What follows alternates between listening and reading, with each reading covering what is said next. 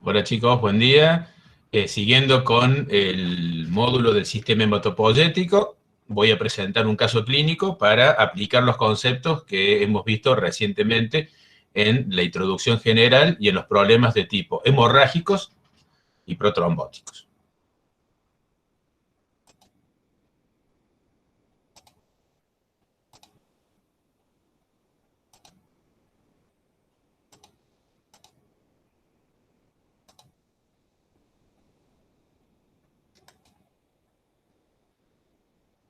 ¿Me avisen si ya está saliendo el caso clínico? Ya se ve, profe. Perfecto, bueno.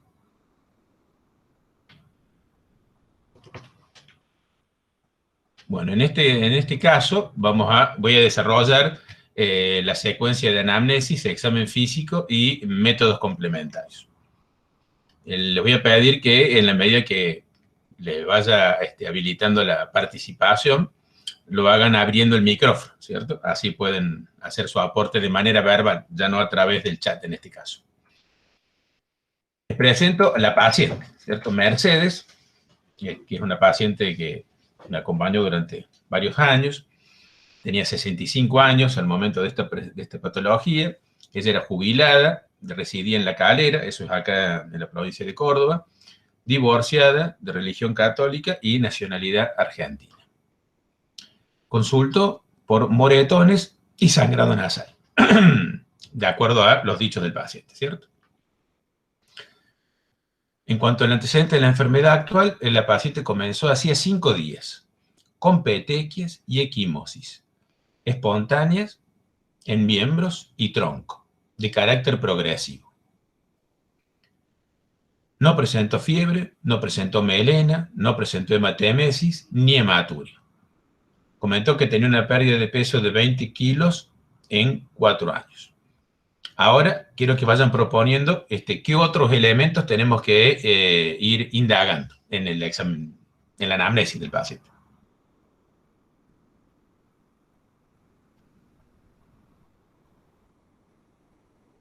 Profe, ¿podríamos preguntarle si además de la pérdida de peso se ha sentido más asténica en los últimos tiempos? Muy bien, indagar por astenia. ¿Qué otro elemento?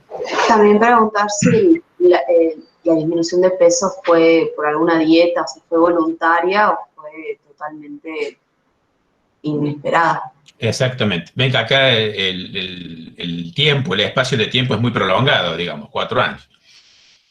¿Qué otra cuestión? Sí, lo de las petequias y la equimosis ya lo había vivido antes. Muy bien.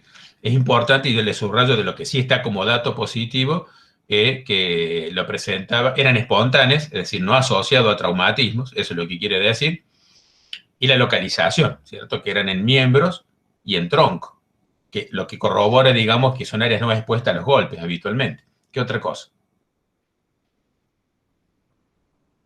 Sí, realizó cambios en la actividad física en esos 4 años. Muy bien. Todavía no hemos indagado nada de lo que fue su motivo de consulta, ¿cierto? Que era el sangrado nasal.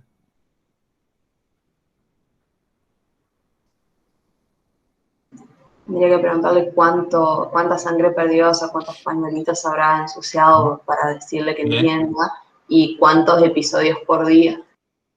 Muy bien. ¿Y hace cuánto presenta el sangrado nasal también? Es muy bien. Vamos a ir viendo. En las últimas 24 horas. Se empezó así de 5 días con las manifestaciones cutáneas y fue en las 24 horas previas a la consulta, encontrándose en su domicilio presente episodio de epistaxis bilateral, anterior y posterior, no asociada a traumatismo.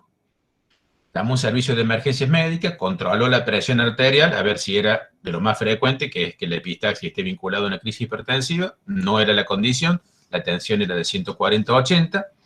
El servicio de emergencia realiza el taponaje anterior y posterior, y una vez que está cohibida la hemorragia, es derivada para su evaluación en la guardia, ¿cierto? Tenía sangrado nasal y manifestaciones de sangrado cutáneo. Entonces, bueno, ahí sigue la anamnesis en cuanto a buscar lo que decimos factores de riesgo. ¿Por qué esta paciente está teniendo este problema con sangrado, ¿cierto? Sangrados fáciles, vamos a decir. En cuanto a lo hereditario, tenía su papá fallecido a los 72 años por un accidente cerebrovascular. Su madre fallecida a los 75 años de una tromboembolia de pulmón.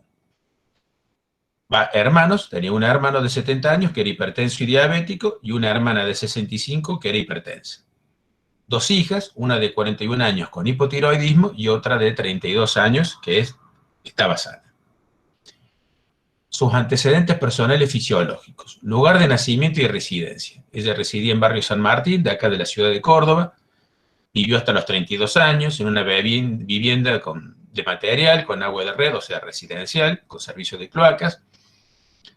Desde esa edad hasta la actualidad se trasladó a Calera, en una vivienda de material, con agua de red y baño con pozo. Convive con un perro y un gato, era enfermera en cuanto a su profesión, ya jubilada, y llevaba una vida sedentaria.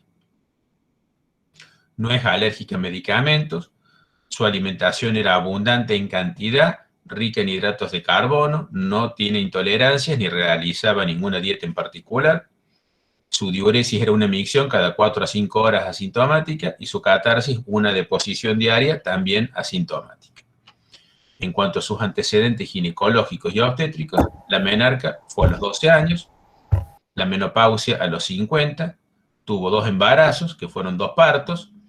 En cuanto a síntomas de climaterio, tenía tuforadas y diaforesis, y el último Papa Nicolau había sido en el 2013 normal.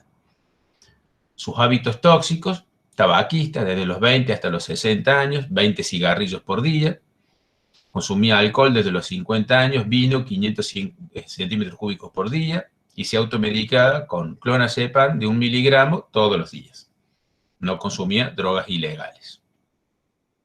En cuanto a sus antecedentes personales patológicos, hay uno que era muy importante. Ella había tenido cáncer de mama en la mama derecha. Había sido diagnosticado a los 60 años de edad. Tratado con cirugía, se le realizó una mastectomía radical.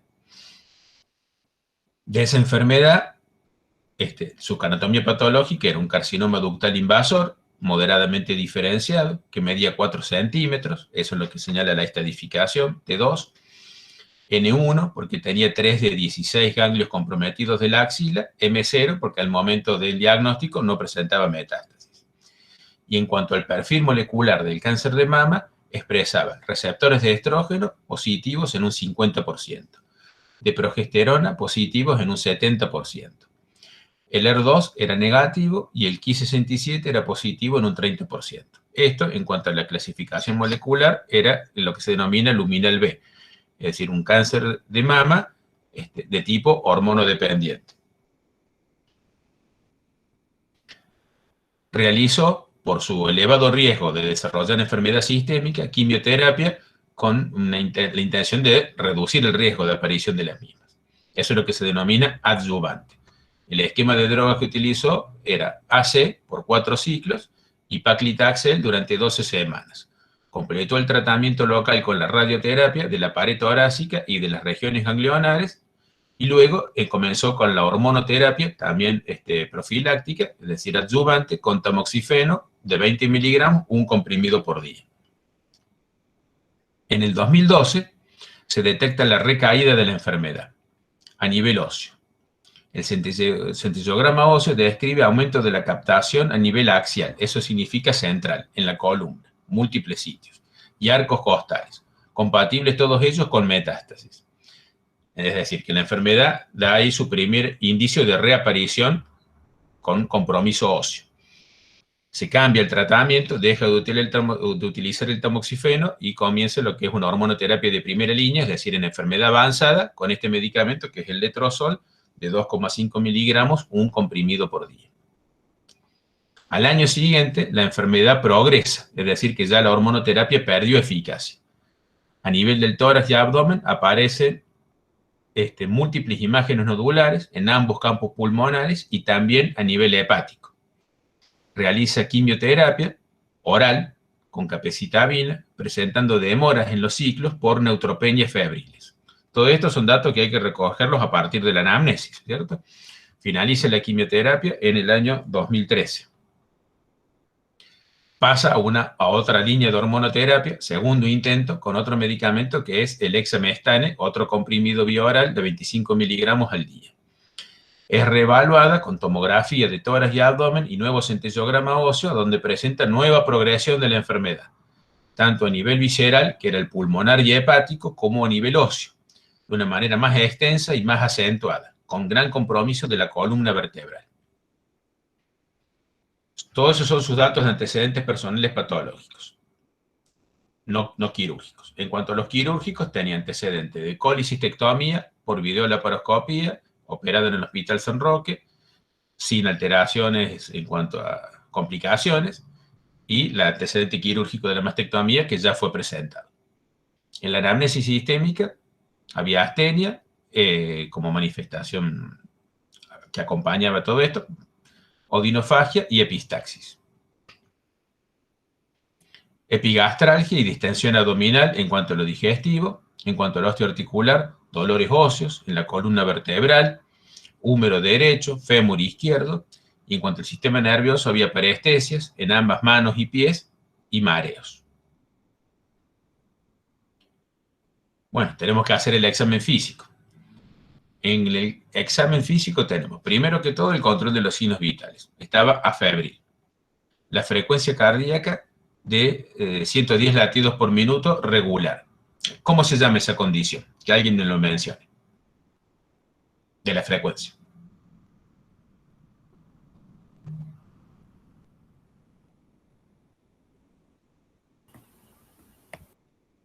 En semiología me refiero, ¿cierto? ¿Qué término utilizamos? Taquicardia. Taquicardia, sí, taquifigmia, taquicardia, está muy bien. Y digo regular y no digo rítmico, porque la regularidad solamente contempla en su evaluación los espacios que hay entre cada onda, ¿cierto? Que era regular, estaba conservada. Para hablar de pulso rítmico, la frecuencia también tendría que haber estado conservada, y en este caso estaba alterada, ¿cierto? La tensión arterial, 120, 70 milímetros de mercurio, no se había modificado. Y la frecuencia respiratoria, 16 ciclos por minuto, también con una mecánica ventilatoria rítmica. En cuanto a la inspección general, la paciente estaba lúcida, orientada en tiempo, espacio y persona, la facie era pálida, el tipo constitucional asténico, marcha disbasia izquierda, y el decúbito en el decúbito dorsal indiferente. El examen de la piel, mucosas y tejido celular subcutáneo nos revela colorido, palidez generalizada, tanto en piel como en mucosas. Se observan múltiples petequias y equimosis en miembros y en tronco. Turgor, espesor y elasticidad conservado. Faneras no tenía alteraciones. Tejido celular subcutáneo conservado en cuanto a distribución, acorde a sexo. No se palpaban adenomegalias y no se encontraban edemas. Acá para volver a poner énfasis en la presencia positiva de las equimosis y las petequias. Su talla es de 1,70 m, pesaba 75 kilos.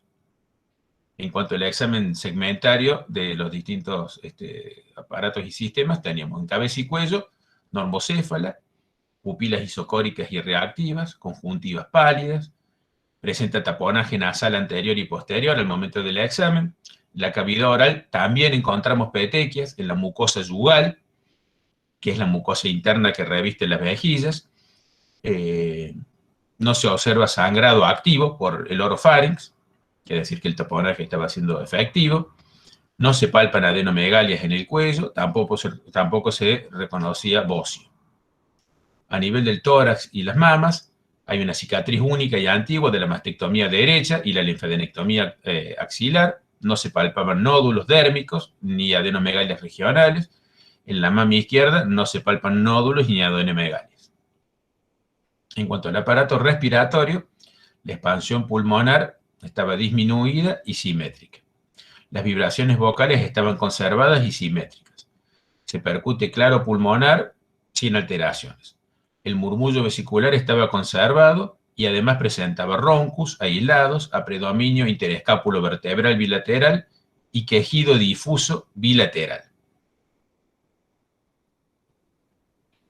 A nivel del aparato cardiovascular, latido apexiano, no visible ni palpable, ruido 1, soplo sistólico 3/6, romboidal mesocárdico, y ruido 2, hipofonético. No se observa ingurgitación yugular y los pulsos periféricos estaban conservados y eran simétricos.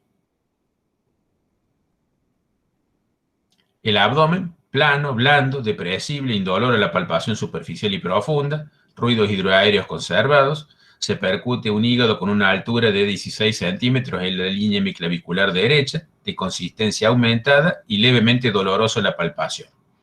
No se reconoce esplenomegalia.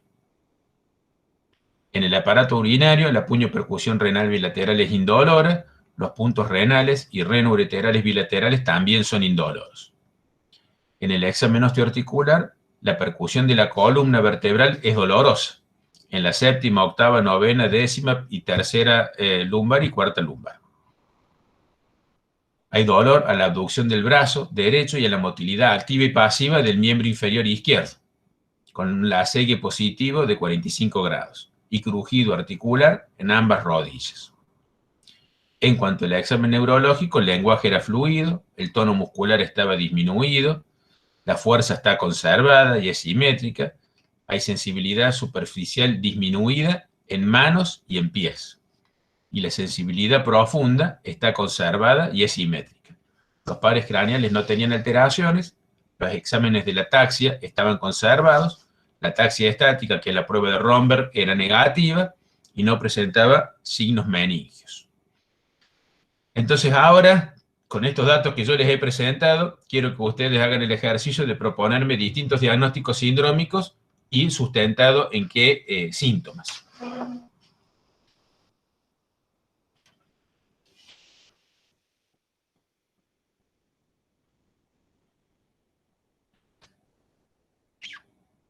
Los escucho, vayan haciendo sus aportes. El primero tiene un síndrome hemorrágico.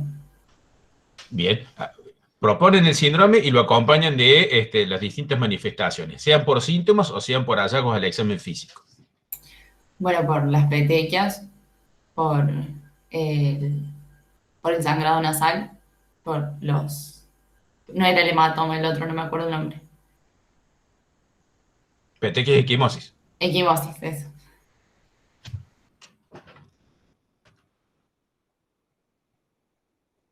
Bien. Ahora así lo puedo ver porque si no... ¿Qué otro síndrome? Ese claramente sí, ¿cierto? Lógicamente tenemos en piel mucosas también, recuerden la cavidad oral también tenía epistaxis, tenía muchos signos que hablan a favor de un síndrome hemorrágico. De ese síndrome, ¿quién era el que lo estaba enfocando primero, que es el que nos ocupa hoy como clase, digamos? ¿Puede volver a hablar? Ah, yo, profe. Ah, bien, Valentina. Entonces quiero que te quedes pensando, en base a los factores de riesgo, cuáles serían probables causas para ver qué métodos complementarios no pueden ser de utilidad, para analizar por qué está con esta hemorragia. Pero vieron que además de esto había manifestaciones clínicas y de examen físico de otros aparatos y sistemas, ¿cierto? Respiratorios, osteoarticulares, diversos, digamos. ¿Qué otros síndromes hay? Profe, ¿no hay laboratorio de la paciente? Ah, sí, después. Vamos a ver. Ah, bien. Primero, tenemos que plantear nosotros diagnósticos sindrómicos en base a la anamnesis y el examen físico, ¿cierto? Ese tiene que ser nuestro ejercicio clínico, que es como trabajamos en la práctica cotidiana, que es lo que queremos aprender a hacer, ¿cierto? Entonces, bueno, sabemos que tiene un problema hemorrágico, que ya va a haber que estudiarlo, que Valentina va a pensar cuáles serían las probables causas y qué métodos complementarios pediría. Pero no es el único síndrome. ¿Qué otros síndromes también tenemos que tener presentes? ¿Podría ser cáncer hepático? Metástasis hepáticas, Claro. ¿cierto? Recordemos que ella tiene cáncer de mama, pero ya eso ya no es presindrómico, presuntivo, perdón. Porque yo ya dije en el antecedente personal patológico que en el avance de su enfermedad tenía metástasis óseas, hepáticas y pulmonares. O sea, esa ya es una evidencia, no es una sospecha. Acá tiene que ser cosas que sospechemos que pueda tener y que no sepamos que las tiene.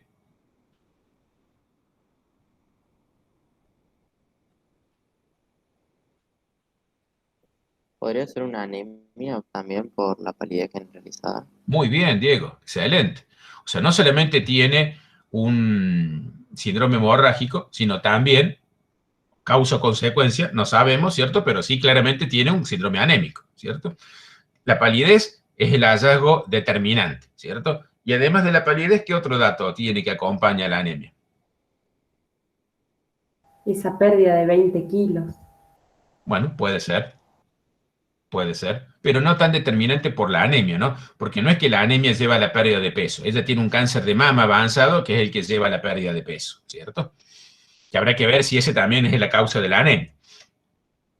Pero pensando en la anemia, Diego, además de, ahí te dice Rocío, astenia, muy bien. Entonces tenemos la palidez como dato de examen físico, la astenia como manifestación clínica de la debilidad. Bien, ¿qué otro más?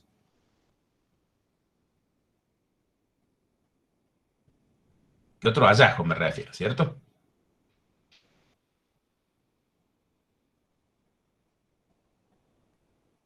Profe, ¿dijo en qué año hizo la consulta la paciente?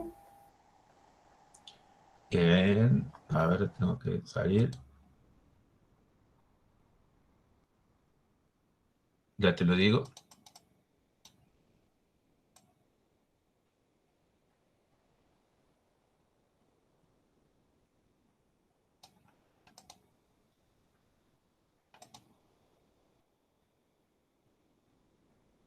Esto fue en 2014.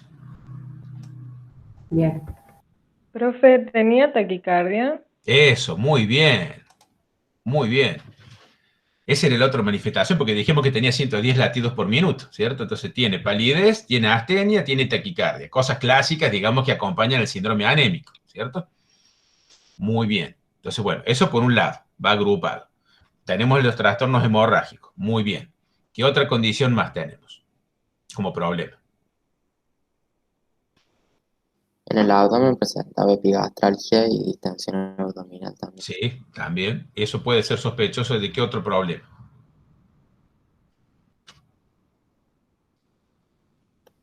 Y de alguna problema hepático. Sí, puede ser. Puede ser por sus metástasis hepáticas, puede ser. También puede ser por gastritis. Síndrome de Sí. ácido sensitivo también podría ser, ¿cierto? Porque recordemos que es una paciente que está siendo sometida a tratamientos oncológicos de manera sostenida durante mucho tiempo, ¿cierto? Tanto vía oral como vía parenteral. Y bueno, toda esta condición lógicamente contribuye a un síndrome ácido sensitivo. Bien, le doy una pista además. ¿En lo respiratorio era normal el examen físico respiratorio? Era bajo, digamos, las respiraciones por minuto. ¿Qué más? No, no era tan bajo, 16 era. La Pero expansión creo que estaba la expansión disminuida. estaba disminuida, exactamente. La expansión estaba disminuida y había otro hallazgo de la ocultación que no era normal. Presentaba roncos y quejidos. Eso, muy bien, muy bien. ¿Y acá qué tiene que ver? ¿Los roncus son ruidos de parénquima o de la vía aérea? Acá tenemos que ir aplicando todo lo que hemos aprendido, porque por eso dijimos que este es un escenario que integra problemas. Suma problemas, pero integra problemas que ya hemos visto de otros aparatos y sistemas. Los roncos eran de la vía aérea. De la vía aérea, ¿cierto? Que hablan de un problema bronquial obstructivo, pero también, ojo que ella dijimos que era una tabaquista de muchos años, o sea, también puede estar vinculado al tabaco, ¿cierto? Bien, pensar, ¿cierto? Pero son otros síndromes que van apareciendo, ¿cierto? Síndrome bronquial obstructivo, sí. Y además tenía quejido. ¿El quejido de qué era? ¿De el parénquima pulmonar o de la vía aérea?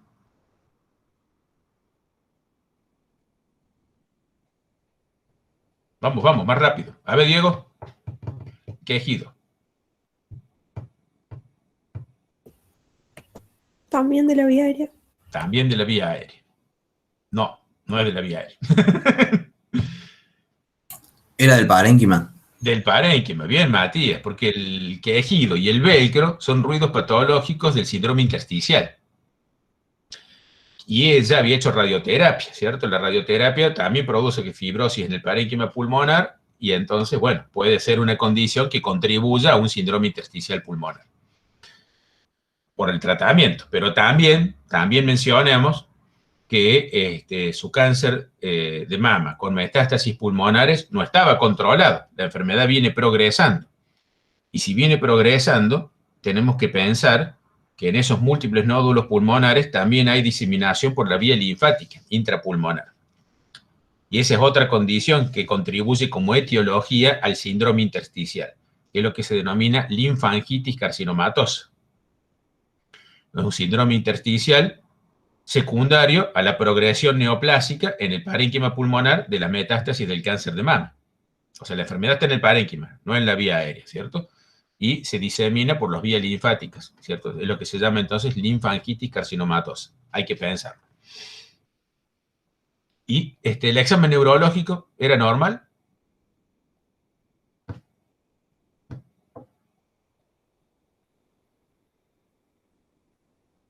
Tenía pérdida de la sensibilidad superficial y alteraciones en la marcha, me parece. Muy bien, perfecto. Entonces, si bien todavía no hemos estudiado los síndromes del sistema neurológico, pero sí tenemos para identificar problemas de la sensibilidad y de la fuerza, que quedará, digamos, en la evaluación de cuál es la causa de ello. Eso sí, hay que tener en consideración que los medicamentos que ella ha utilizado en la quimioterapia son causantes de neuropatía periférica. Y otro elemento también, Diego, cuando hablamos y analizamos de la anemia, también tenemos que sumar como otro hallazgo del examen físico la presencia de un soplo sistólico, que también puede contribuir al estado hiperdinamico del paciente. Taquicárdica, palidez, astenia y un soplo sistólico. No me acuerdo ahora de cuántos estos eran.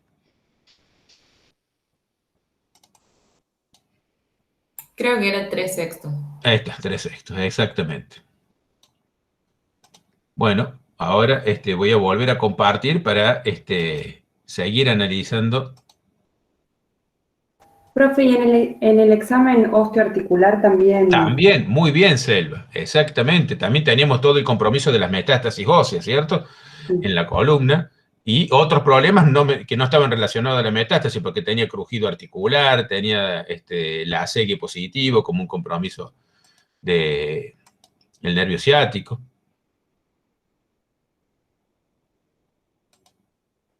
¿Me avisen si ya aparecen los síndromes? Cuando dice disfasia de izquierda, digamos, es que le anda mal la izquierda y así. Claro, le cuesta, tiene dificultad, la disfasia es la dificultad, ¿cierto? Para la marcha.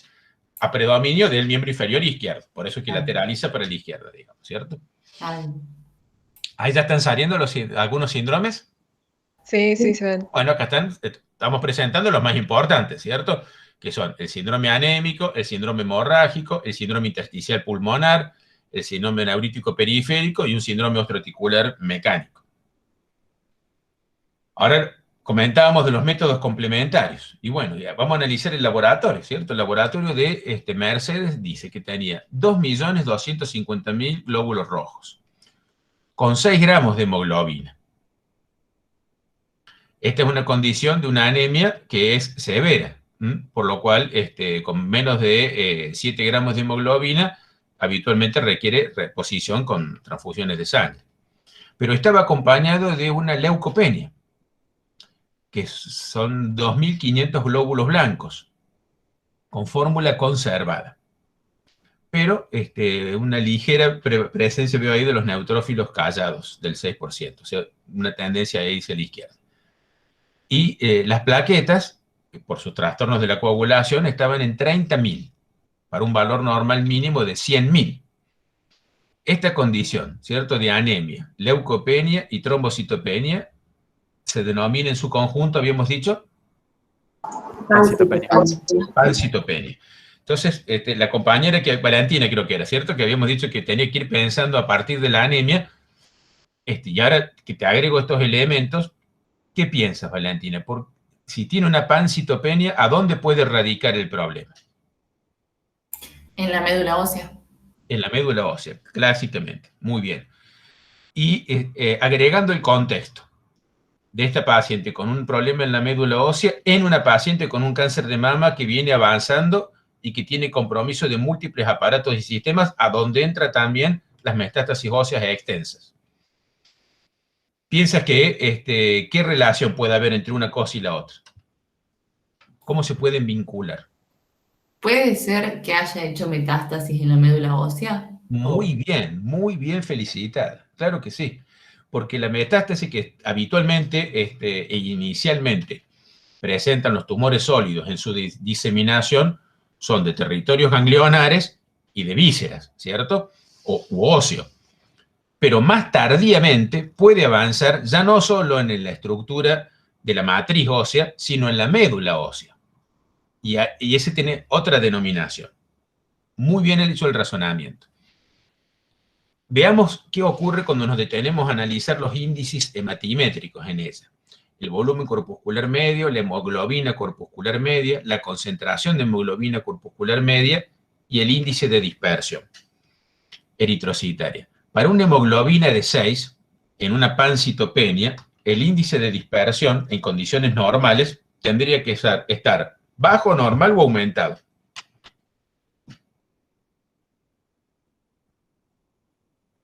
Lo esperable, ¿cierto? Si la médula estuviera sana. Eso en función de lo que expliqué recién, Valentina. ¿Qué piensas? ¿Tendría que estar disminuida? No, aumentado. Dijimos que, bueno, en condiciones normales estoy diciendo, ¿cierto? En condiciones de médula sana, tendría que estar aumentado el índice de dispersión porque tendría que tener la médula la intención de recomponer la anemia, una anemia severa. Eso en condiciones normales. Pero está disminuido en el escenario que vos estás analizando, que es en el del compromiso de la médula ósea por la enfermedad. Al ocuparse la médula ósea por las células del cáncer de mama, la bloquean a la médula y no permite que participe en recuperación. Entonces el índice de dispersión queda en un porcentaje bajo e impide la producción tanto de los glóbulos rojos, de los glóbulos blancos, como de las plaquetas en condiciones normales. El resto del laboratorio. La glucemia estaba en el límite superior. La creatinina en 1,2 también en el límite superior. Las pruebas hepáticas, la bilirrubina total está aumentada, las transaminasas, la GOT, la GPT y la gamma están todas elevadas, lo que habla de las metástasis hepáticas ya conocidas en ellas, ¿cierto? La fosfatasa alcalina estaba también elevada, el APP está en el límite inferior, y el CA15-3 es un marcador oncológico en sangre que se realiza para cáncer de mama, que estaba en un valor muy elevado, 235, para un valor normal de 30 unidades por mililitro. La tomografía de tórax y abdomen de Mercedes es la siguiente. Vemos aquí múltiples nódulos pulmonares de diferente tamaño bilaterales. Esto quiere decir que están en distintas etapas evolutivas porque han ido apareciendo conforme va progresando la enfermedad. Y la metástasis hepática son estas que observamos acá, también múltiples. Entonces teníamos un mediastino que no tenía alteraciones, pero había en el informe presencia de múltiples imágenes nodulares pulmonares bilaterales, el infiltrado intersticial difuso bilateral de aspecto reticular, que es lo que habla de la linfangitis y que es lo que se expresa en el síndrome intersticial. No había derrame pleural, que es otra condición que a menudo puede aparecer. Había una hepatomegalia de 17 centímetros, secundaria a múltiples imágenes nodulares sólidas en ambos lóbulos, y había múltiples metástasis óseas, osteolíticas y osteoblásticas en toda la columna. Esas se ven mejor en este centellograma óseo. Todos los puntos oscuros son los sitios de elevada captación por una elevada resorción ósea. Aumento de la captación patológica del radiotrazador en calota craneal, columna vertebral en todos sus segmentos, costal bilateral, pelvis, húmero distal y ambos fémures. Entonces, la condición final de Mercedes es lo que muy bien identificó Valentina.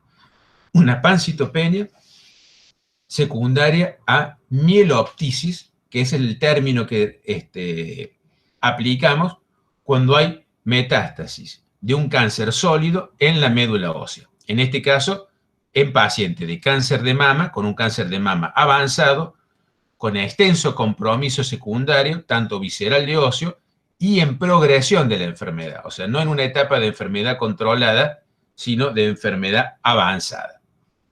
Así que bueno, muchas gracias chicos por la participación y animarse a opinar, venciendo lo que naturalmente da un poco de inhibición, digamos.